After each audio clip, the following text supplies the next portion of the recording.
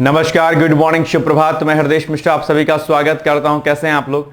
I hope आप सभी लोग अच्छे होंगे और अपनी पढ़ाई को बहुत ही बेहतर ढंग से कर रहे होंगे। आज हो गया है 3 अगस्त और आइए आज की क्लास को हम लोग स्टार्ट करते हैं। मैंने 1 अगस्त को भी आपसे कहा था कि आप लोग क्लास प्लीज जरूर देखा करिए। आगामी जो भी परीक्षाएं आपकी उनमें बहुत ज्यादा ही इंपॉर्टेंट रहने वाली है क्लास आपकी, ठीक है। चलिए आगे बढ़ते हैं और आज देखते हैं क्या कुछ चीजें हैं। सबसे पहली बात, एचईओ का लाइव एचईओ में हम लोग टेस्ट सीरीज लॉन्च किए हैं। हर दिन मैं आपको ये बताता हूं, आप लोग इसको ज्वाइन कर सकते हैं। पीसीएस का बैच है, आरओ का बैच है, बीओ का बैच है, बहुत सारे ऐसे बैचेस चल रहे हैं। आप किसी बैच को ज्वाइन करना चाहते हैं, उस बैच का नाम लिख करके आप हमें दिए गए नंबर पर व्हाट्सएप कर सकते हैं या फिर आप सीधे हमें कॉल भी कर सकते हैं, ठीक है। बाकी आप चाहें तो एचईओ के टेस्ट सीरीज के अलावा आप चाहें तो एचईओ का प्रॉपर बैच ले लीजिएगा, लेक्चर मिलेंगे इसमें और नोट्स वगैरह भी मिल जाएगा। टेस्ट सीरीज भी इसमें साथ में मिल जाएगी। तो इसकी प्राइस आपकी 2500 है और टेस्ट सीरीज की प्राइस है आपका 899 रुपया, ठीक है। चलिए आइए सीधे आज के टॉपिक पर आते हैं। आज का पहला टॉपिक क्या है? पॉलीमर बैंक नोट, भारतीय रिजर्व बैंक का फील्ड ट्रायल और सरकारी मंजूरी। अर्थात अभी हाल ही में गवर्नमेंट ऑफ इंडिया ने आरबीआई द्वारा प्रस्तावित 10 रुपए और 20 रुपए के पॉलीमर अर्थात प्लास्टिक बैंक नोट लाने के प्रस्ताव को अभी हाल ही में मंजूरी प्रदान कर दी है, ठीक है। वित्त राज्य मंत्री हैं पंकज चौधरी द्वारा लोकसभा में एक जानकारी दी गई। उनके अनुसार कहा गया कि इन पॉलीमर नोटों को नियमित रूप से जारी करने से पूर्व व्यापक फील्ड ट्रायल के माध्यम से परखा जाएगा और यह कदम भारतीय मुद्रा प्रणाली में स्थायित्व और सुरक्षा को बढ़ाने की दिशा में एक महत्वपूर्ण पहल है। यानी कि एक तरीके से पॉलीमर के नोट आपको देखने को मिलेंगे आने वाले समय में, जिसको फिलहाल ट्रायल के रूप में जो है अभी रखा गया है, ठीक है। यानी कि आरबीआई द्वारा 10 रुपए और 20 रुपए के मूल्य वर्ग के 1 अरब पॉलीमर बैंक नोट जारी करने का प्रस्ताव इसमें रखा गया है, ठीक है। इन पॉलीमर नोटों का विभिन्न भौगोलिक और जलवायु परिस्थितियों में फील्ड ट्रायल किया जाएगा। इस फील्ड ट्रायल के सफल होने के बाद ही उन्हें नियमित रूप से प्रचलन में लाया जाएगा। यानी कि जब देखा जाएगा कि क्या ये नोट वास्तव में सक्सेस हो रहा है कि नहीं हो रहा है।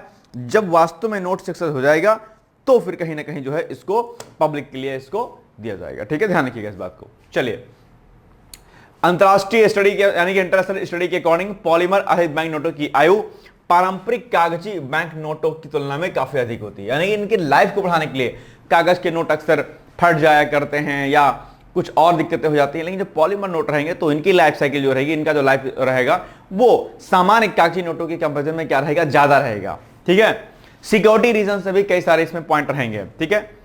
पॉलीमर नोट सिंथेटिक प्लास्टिक जैसे कि bio axially oriented polypropylene BOPP से बनाए जाते हैं, जो आसानी से नहीं फटते हैं और पानी या नमी से खराब नहीं होते। कागज के नोट मोस्टली पानी में दिक्कत कर जाते हैं। कागजी नोटों की तुलना में पॉलीमर नोटों पर गंदगी, तेल या धूल जमा होने की संभावनाएं कम होती हैं, जिससे संक्रमण का खतरा भी घटता है अपने आप।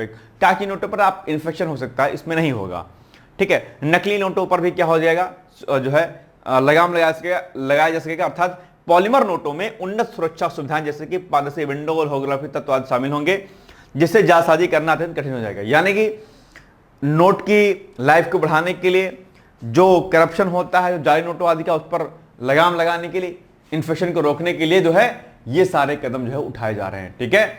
यद्यपि पॉलीमर नोटों की प्रारंभिक मुद्रण लागत कागजी नोटों से अधिक होती है, परंतु इनकी लंबी उम्र के कारण पुनर्मुद्रण की लागत में भारी कमी आती है और उन्हें रिसाइकिल भी किया जा सकता है। तो ये एक बड़ा कदम जो है आपको देखने को मिल सकता है अभी हाल ही में, ठीक है। चलिए अब आप बताइए इसका उत्तर क्या हो जाएगा प्रश्न का सवाल। भाई साहब उत्तर आप लोग प्लीज जरूर दिया करिए, थोड़ा सा नींद से जाग जाया करिए और नींद से जब आप जागेंगे तो आप बेहतर काम कर पाएंगे, है ना। आरबीआई द्वारा प्रस्तावित पॉलीमर बैंक नोटों के फील्ड ट्रायल के संदर्भ में आपको इन कथनों पर विचार करना है और बताना है कौन सा कथन सही है। नंबर 1, सरकार ने 10 और 20 रुपए के पॉलीमर नोटों के फील्ड ट्रायल के प्रस्ताव को मंजूरी दे दी है, ठीक है। पॉलीमर बैंक नोटों का निर्माण पारंपरिक सूती कागज के फाइबर से किया जाता है। तीसरा, अंतरराष्ट्रीय अध्ययनों के अनुसार पॉलीमर नोटों की औसत आयु कागजी नोटों से अधिक होती है। अब आपको बताना है कौन सा इसमें से कथन सही है, बताइए भाई। आसान है, कुछ ऐसा नहीं कि जो आपको कठिन लगे इसमें, बताइए। तुरंत आंसर दीजिए भाई साहब, ठीक है, तुरंत आंसर दीजिए। अभी मैसेज का रिप्लाई करना होता है ना, गुड मॉर्निंग वाला, तुरंत एकदम से स्पीडली आप उसको जो है भेजते हैं ना। इसको भेज दीजिए बाबूजी लोग, इसको भेजिए तो अच्छा रहेगा। इसका जो एग्जैक्टली आंसर हो जाएगा वो क्या हो जाएगा, ऑप्शन नंबर 1 और 3 हो जाएगा। क्या सी होगा क्या बॉस? बिल्कुल सही बात है, सी होगा। ये नहीं है ना, ये नहीं है, ठीक है। चलिए विश्व प्राकृतिक संरक्षण दिवस यानी कि वर्ल्ड नेचर कंजर्वेशन डे और भारत में जैव विविधता अर्थात बायोडायवर्सिटी का संरक्षण। आपके एग्जाम में बाबूजी लोग जैव विविधता पर जो प्रश्न अक्सर आता है, क्या जैव विविधता पर, जैव विविधता पर बहुत सारे प्रश्न आते हैं। अभी हम इस पर चर्चा करेंगे, लेकिन पहले देख लेते हैं कि क्या पॉइंट इसमें दिया गया है।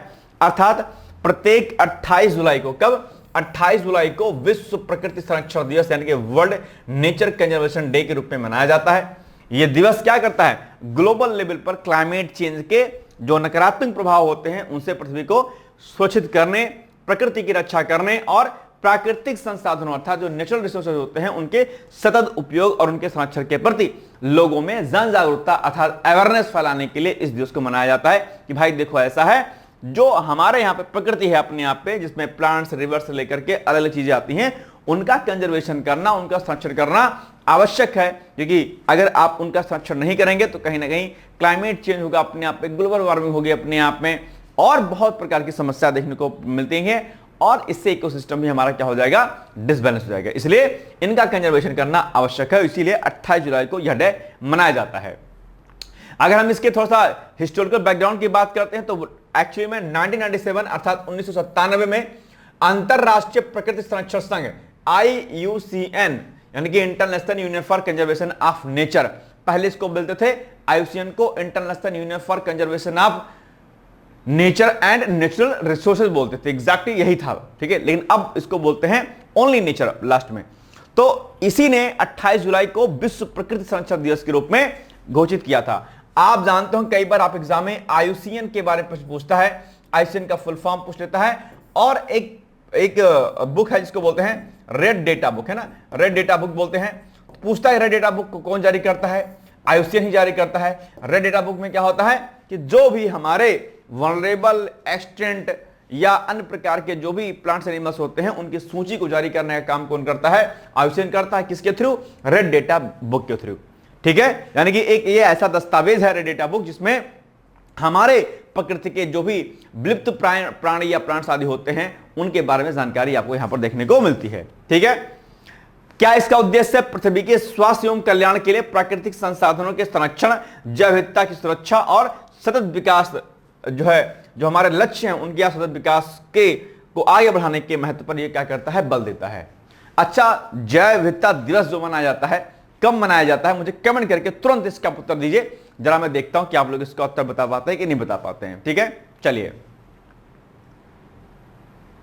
बाकी प्रकृति संरक्षण के वैश्विक प्रयासों में भारत एक महत्वपूर्ण जो है भूमिका निभाता है। भारत विश्व के मेगा डाइवर्स देशों में से एक है जो निम्नलिखित विशेषताओं को धारण करता है। कौन कौन सी विशेषताएं हैं, जंगली बाघ यहां पर खूब सारे हैं, एशियाई हाथों की बड़ी संख्या है, एशियाई शेर यहां पर है, एक सिंह वाला गैंडा यहां पर बहुत है अपने आप में, ठीक है। तो ये सारी बातें यहां पे लिखी गई हैं। बात कर लेते हैं बायोडायवर्सिटी की, जहां से खूब सारे प्रश्न आते हैं। बायोडायवर्सिटी, DIVERSITY,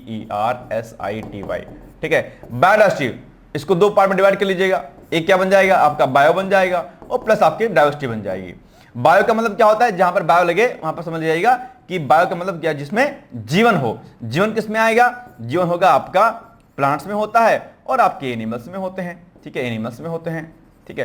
तो प्लांट्स और एनिमल्स की जो विविधता होती है, जो डायवर्सिटी होती है, उसी को हम जैव विविधता बोलते हैं। इनको हम लोग कहीं ना कहीं इन सीटू कंजर्वेशन, क्या in situ conservation, in situ conservation, और इन्हें हम एक्स सीटू कंजर्वेशन के माध्यम से इसको हम लोग क्या करते हैं, कंजर्व करने का काम करते हैं, ध्यान दीजिएगा, ठीक है। जैव विविधता मापने के तरीके होते हैं, इसके टाइप होता है alpha diversity, beta diversity, gamma diversity, याद है आप लोग को, ये सब आप एग्जाम में खूब पूछाता है। जैव विविधता के मापन के तरीके, इनके प्रकार कितने होते हैं, ये सब आपको पूछाता है। आप सभी लोग इसको पढ़ लीजिएगा, ठीक है। यहां से प्रश्न आप एग्जाम में बहुत सारे आते हैं, जैसे आपकी जेनेटिक डायवर्सिटी हो विविधता हो गई, आपकी स्पीशीज डायवर्सिटी हो गई, ये सब आप एग्जाम में यहां पर बहुत देखने को मिलता है। और डायवर्सिटी वाले चैप्टर में ही नेशनल पार्क, बायोडायवर्सिटी, ये बायोस्फीयर रिजर्व हो गया, आपकी वाइल्ड लाइफ सेंचुरीज हो गई, ठीक है, वेटलैंड्स हो गए, ये सब आपको जो है इसी चैप्टर में देखने को मिलते हैं। तो बायोडायवर्सिटी का चैप्टर जो आपके एग्जाम में एनवायरमेंट वाले सेक्शन में दिया गया है वो बहुत इंपॉर्टेंट है, इसलिए आज ही आप लोग क्या करिएगा,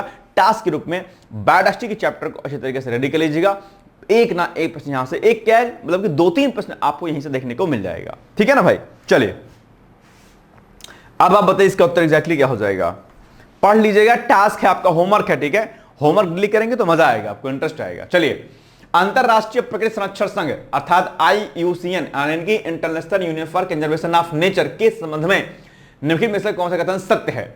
यह संयुक्त राष्ट्र की एक विशेषीकृत एजेंसी है जिसकी स्थापना 2015 में हुई थी। यह red list of threatened species यानी कि red list of threatened species जारी करने वाला प्रमुख वैश्विक प्राधिकरण है। इसका मुख्यालय नई दिल्ली भारत में स्थित है। यह केवल समुद्री जीवों के संरक्षण के लिए कार्य करता है। बताइए बोले भाई, इसका उत्तर क्या हो जाएगा एग्जैक्टली? फटाफट से आंसर दीजिए। और आप लोग है ना, लेट लपाट करेंगे फिर दिक्कत हो जाती है। लेट लपाट नहीं करना है आपको किसी भी रूप में, है ना। आसानी से उत्तर बताएंगे तो मजा आएगा। फिर चलिए, मुझे लगता है कि ये होना चाहिए, बी वाला होना चाहिए ना, बी होना चाहिए। देखते हैं, बिल्कुल सही बात है, B is the right answer. अब आपके सामने मेंस का एक प्रश्न बन जाएगा जिसका उत्तर आपको एग्जैक्टली देना है। ध्यान दीजिएगा कि आपके एग्जाम में मेंस पर बहुत सारे प्रश्न बनते हैं करंट ओरिएंटेड। प्रश्न क्या बनेगा कि जलवायु परिवर्तन और तीव्र शहरीकरण यानी कि क्लाइमेट चेंज और जो बड़ी तेजी के साथ जो अर्बनाइजेशन हो रहा है अपने आप पे, इस युग में सतत विकास यानी कि सस्टेनेबल डेवलपमेंट और प्रकृति संरक्षण के मध्य संतुलन कैसे स्थापित किया सकता है, भारत के संबंध में चर्चा कीजिए। यानी आप जानते हैं कि हमारे यहां पर जबरदस्त तरीके से क्या हो रहा है, क्लाइमेट चेंज हो रहा है। Climate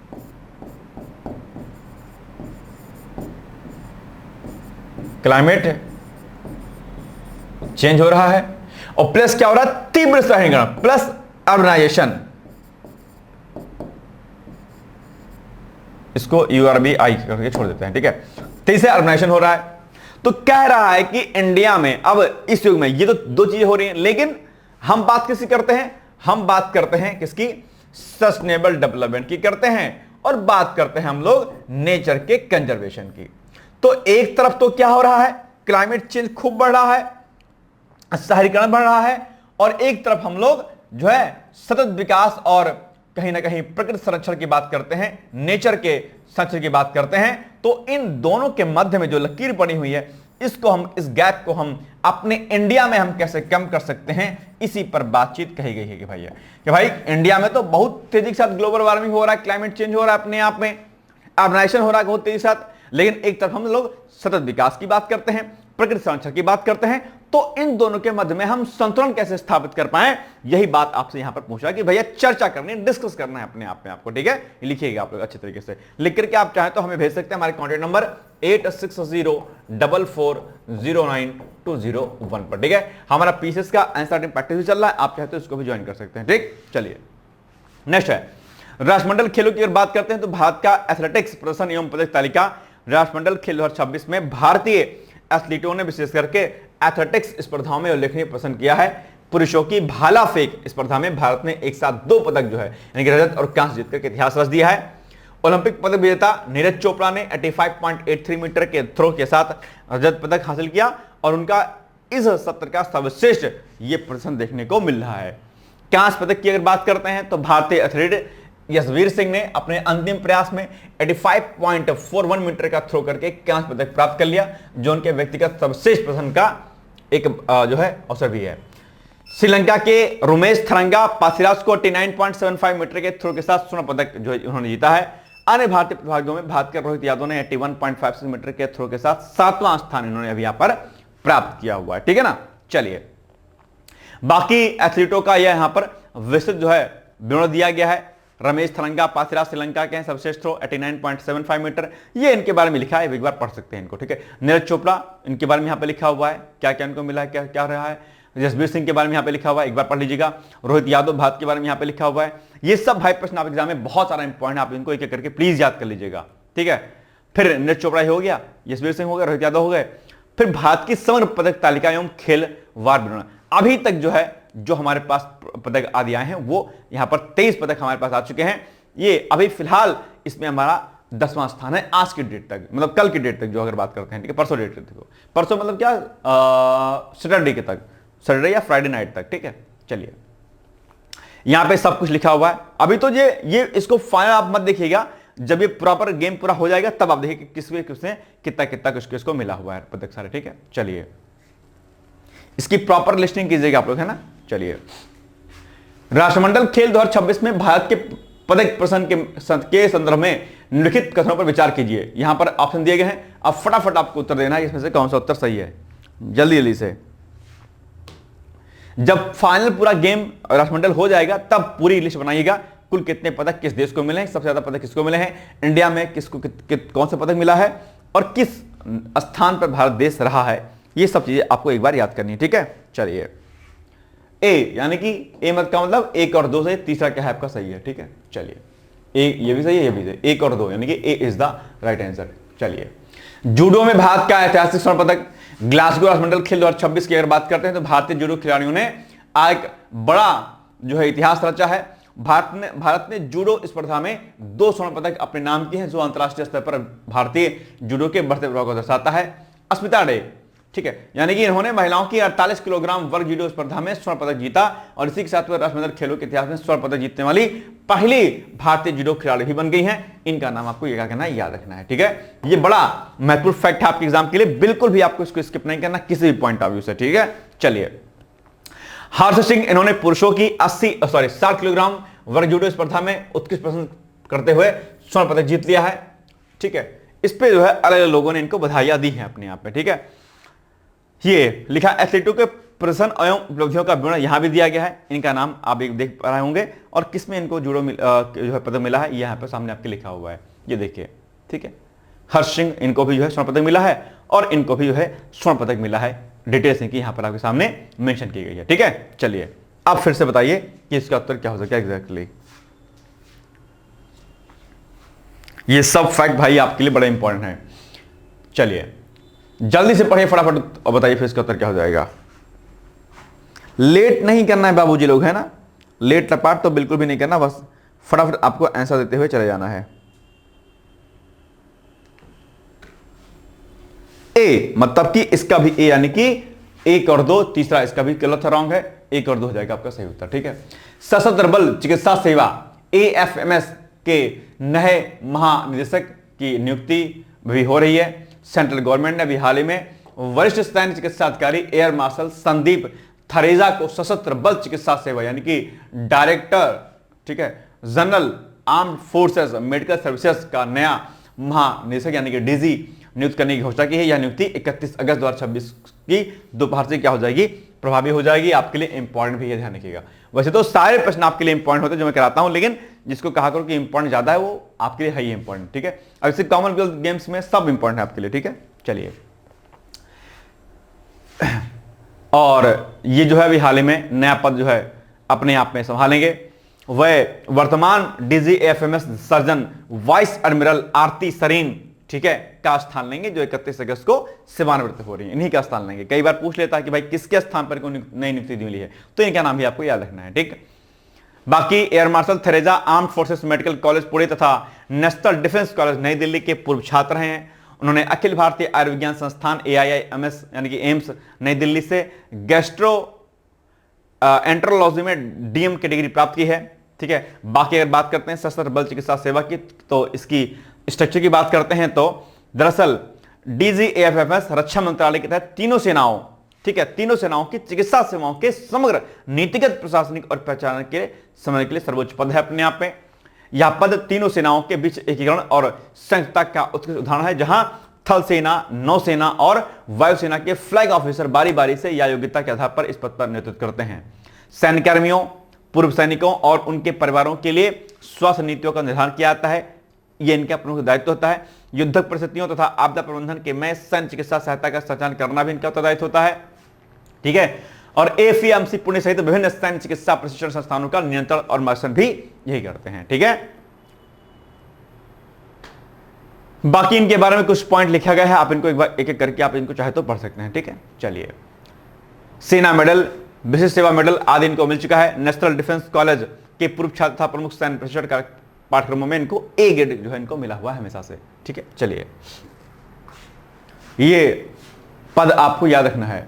air marshal Sandeep Thareja के सैन्य एवं शैक्षणिक उपलब्धियों के संदर्भ में निम्नलिखित कथनों में कौन सा कथन सही नहीं है? भाई साहब, सही नहीं है, रॉन्ग पूछ रहा है, राइट नहीं पूछ रहा है। अब आप बताइएगा। बहुत अच्छा प्रश्न है और मैं उम्मीद करता हूं कि आप इसका उत्तर मुझे जरूर बताएंगे, है ना। गलती कहीं से भी आप लोग नहीं करेंगे, मुझे पूरी की पूरी उम्मीद है आप लोगों से, है ना। बोलिए भाई ये लोग, क्या हो जाएगा इसका उत्तर? जल्दी से बताइएगा तो मुझे अच्छा लगेगा, है ना। नहीं बताएंगे तो फिर कैसे काम चलेगा, बताइए। इसका तो हो जाएगा आपका ऑप्शन नंबर सी। क्या? सी हो जाएगा। तो ये आपका रॉन्ग है, बाकी आपके सभी ऑप्शन क्या है? राइट है। ठीक है, चलिए। समान नागरिक संहिता विधेयक पेश करने वाले पारित करने वाला भारत का चौथा राज्य कौन सा हो गया है? अभी हाल ही में मध्य प्रदेश विधानसभा ने समान नागरिक संहिता था यूनिफॉर्म सिविल कोड विधेयक 2026 पारित कर दिया है। इस ऐतिहासिक विधायी कदम के साथ मध्य प्रदेश स्वतंत्र भारत में उत्तराखंड पहला है, गुजरात दूसरा है, असम तीसरा है, और उसके बाद जो ये क्या हो जाएगा? अपना चौथा जो है राज्य बन जाएगा। पहले स्थान पर उत्तराखंड, फर्स्ट पे कौन है आपका? यूके है। दूसरे पर आपका कौन सा है? गुजरात है। ठीक है, क्या है? गुजरात है। तीसरे पर कौन सा आपका? तीसरे पर आपका असम है। ठीक है, और चौथे पर हो जाएगा आपका कौन सा? आपका ये एमपी हो जाएगा अपने यहाँ पे। तो ये चौथा राज्य हो जाएगा अपने यहाँ पे जिसने यूनिफॉर्म सिविल कोड को लागू कर रहा है अपने यहाँ पे। तो ये खास बात है। यह विधेयक भारतीय संविधान के अनुच्छेद 44 राजकीय नीति निषेध तत्वों से क्या होता है? प्रेरित होता है अपने यहाँ पे। आर्टिकल 14(4) ये आप एग्जाम में पूछा जाएगा। मैंने पिछली क्लास में कहा था कि आप लोग यूसीसी को अर्थात यूनिफॉर्म सिविल कोड यानी कि समान नागरिक जो संहिता है अपने आप में, इसको आप लोग रेडी कर लीजिएगा। अब आपने उस समय किया था कि नहीं किया था मुझे नहीं पता है, लेकिन अभी भी अगर आपने उसको रेडी नहीं किया है तो मैं आपसे छोटी सी विनती करना चाहूंगा कि प्लीज आप लोग जो है उसको रेडी कर लीजिएगा। It's my humble request for you. Okay, चलिए। इस विधेयक का उद्देश्य राज्य के सभी नागरिकों के लिए, चाहे उनकी धार्मिक आस्था कुछ भी हो, विवाह, तलाक, उत्तराधिकार, विरासत, संपत्ति के अधिकार और लिव इन रिलेशनशिप के पंजीकरण के लिए एक समान कानूनी ढांचा प्रदान करना है। इसका लक्ष्य क्या है? विभिन्न धर्मों के व्यक्तिगत कानूनों की जटिलताओं और विसंगतियों को दूर करके जेंडर जस्टिस और महिला सशक्तिकरण को बढ़ावा देना है। विधेयक में बहुविवाह पर सख्त प्रतिबंध लगाया गया है और विवाह के पंजीकरण को अनिवार्य बनाया गया है। इसमें खास बात क्या है? जो लिव इन में रहने वाले जो लोग हैं ना भाई साहब, उनको रजिस्ट्रेशन कराना पड़ेगा। ये इसकी बिल की खास बात है अपने यहाँ पे। इसके नाम पे बहुत धोखा होता है। चलिए, तो अब आप बताइए कि इसका उत्तर एग्जैक्टली क्या हो जाएगा? फटाफट से आंसर दीजिएगा आप लोग। समान नागरिक संहिता विधेयक पारित करने वाला भारत का चौथा राज्य कौन सा बन गया है? बहुत अच्छा प्रश्न है, जल्दी से उत्तर बताइए मुझे। कौन सा 4th नंबर का स्टेट हो गया जिन्होंने यूसीसी को लागू किया हुआ है? बताइए। MP, A is the right answer. ठीक, चलिए।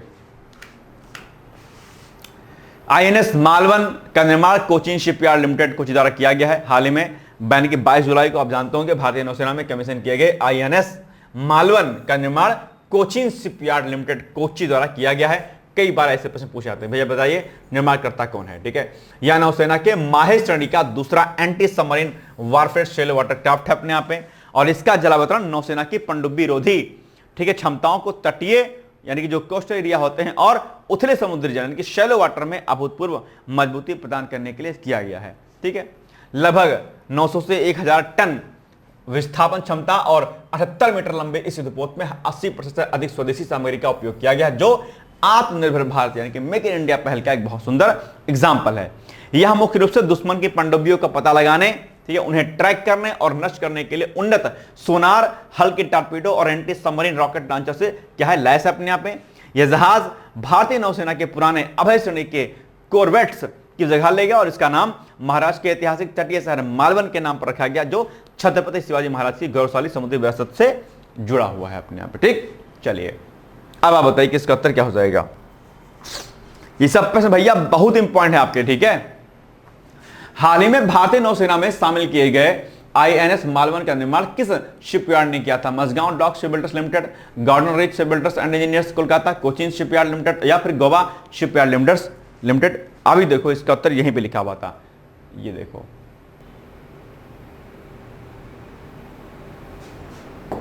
बताइए क्या हो जाएगा। सिंपल सी बात है बाबूजी लोग, इसका उत्तर क्या हो जाएगा? आपका ऑप्शन नंबर सी हो जाएगा। ठीक है, चलिए।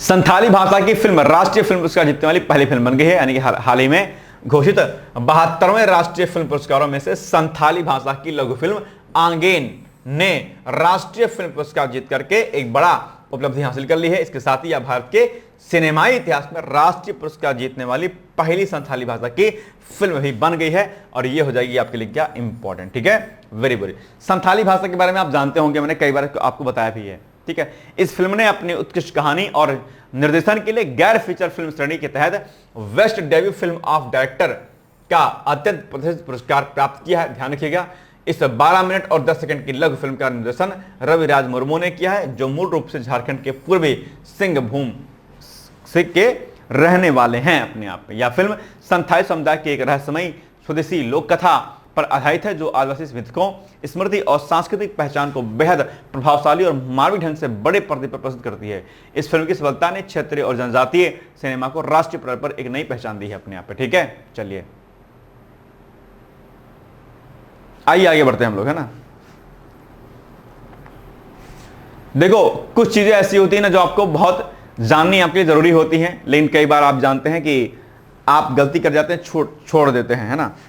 तो जब भी ऐसे कोई प्रश्न आपके एग्जाम में आए तो आपको हमेशा क्या करना रहता है, उसको अच्छे से याद करना होता है भी हाँ भाई क्या क्या चीजें जो है आपको समझनी है और जाननी है। अंतर्राष्ट्रीय फिल्म पुरस्कारों पर बहुत सारे प्रश्न आपके एग्जाम में आते हैं। ठीक है, चलिए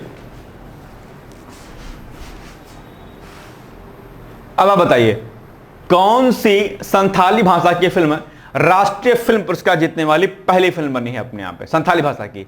हुल, सोहराई, बहा या फिर आंगन। आंगन या आंगेन, क्या बोलेंगे इसको हम लोग?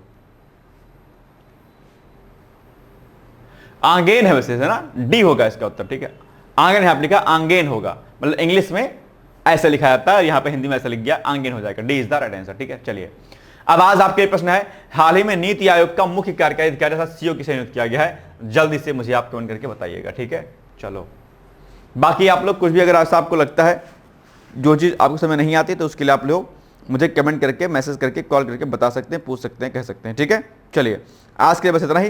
कल मिलेंगे हम लोग एक नई क्लास में, तब तक आप लोग आगे पढ़ते रहिए। यहाँ पर हमारे सभी कोर्सेज के बारे में जानकारी दी गई है, आप चाहें तो किसी भी कोर्स में आप इनरोल होकर के अपनी तैयारी को बढ़िया तरीके से कर सकते हैं। ठीक है, तो आज के लिए बस इतना ही, कल मिलेंगे हम लोग, तब तक आप लोग पढ़ते रहिए, मुस्कुराते रहिए, आगे बढ़ते रहिए। बहुत बहुत धन्यवाद है, ऑल द बेस्ट है, thank you so much, bye bye, take care.